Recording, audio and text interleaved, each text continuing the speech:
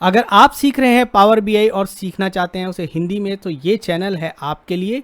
इस सीरीज के सारे वीडियो देखिए और सीखिए पावर बीआई हिंदी में। तो जल्दी से इस चैनल को सब्सक्राइब कर लीजिए।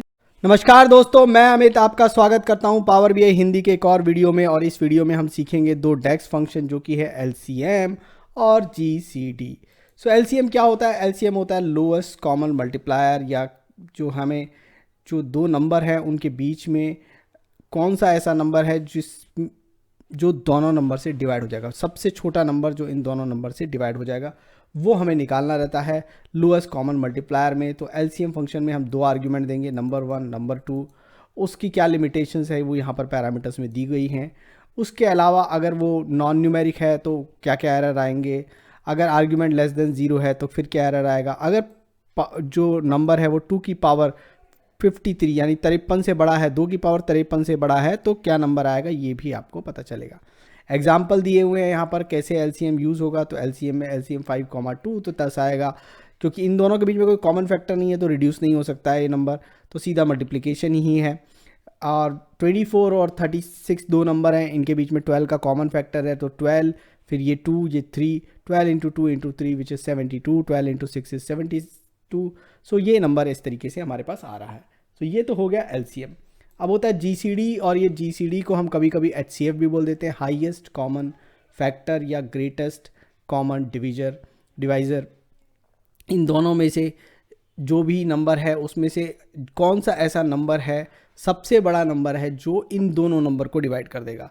तो वही निकालने अगेन जीसीडी देंगे, दो नंबर देंगे और निकालेंगे। वैल्यू लिमिटेशंस यहाँ दी गई है।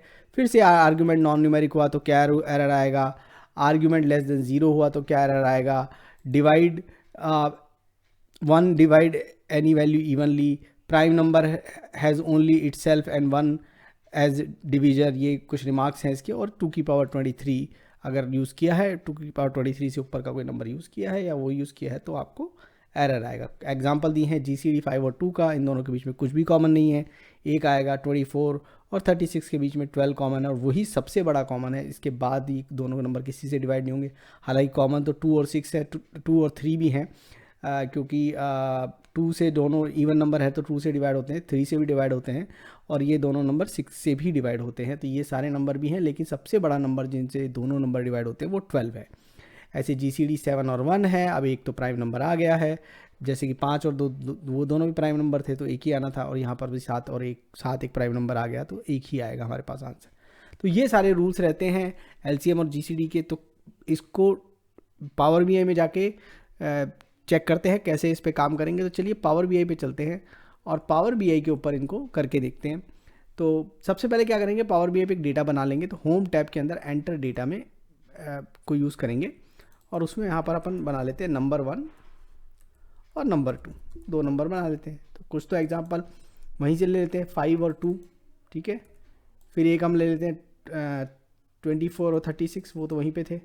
अब कुछ अपने क्रिएट कर लेते हैं, चलो 10 और 15, ठीक है, 12 और 8, ठीक है, और 14 और 16, ऐसा नंबर क्रिएट कर लिए।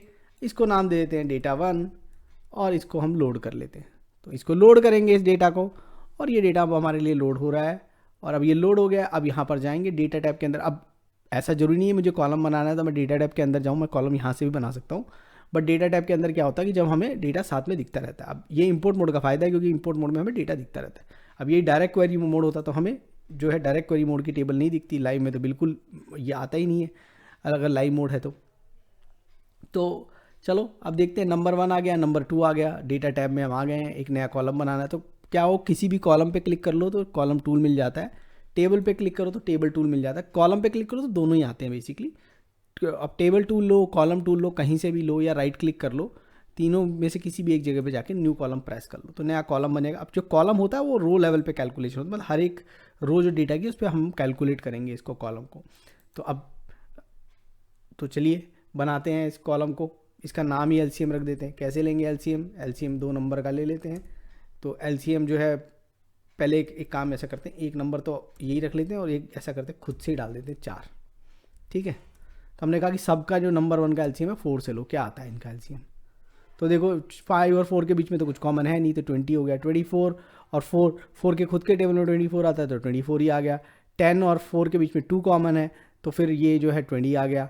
और 12 और 4 के बीच में अगेन 12 जो है खुद 4 के टेबल में आता है। 14 और इनके बीच में फिर से जो है 2 का एक कॉमन फैक्टर है, और उसके बाद ये 28 आ गया।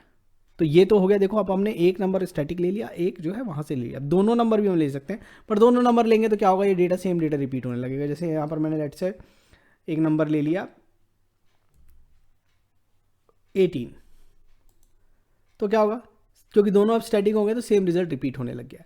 तो इसलिए हम क्या कर रहे थे, एक नंबर स्टैटिक लेके हमने चेक कर लिया कि भाई स्टैटिक नंबर देंगे तो कैसा बिहेव करेगा।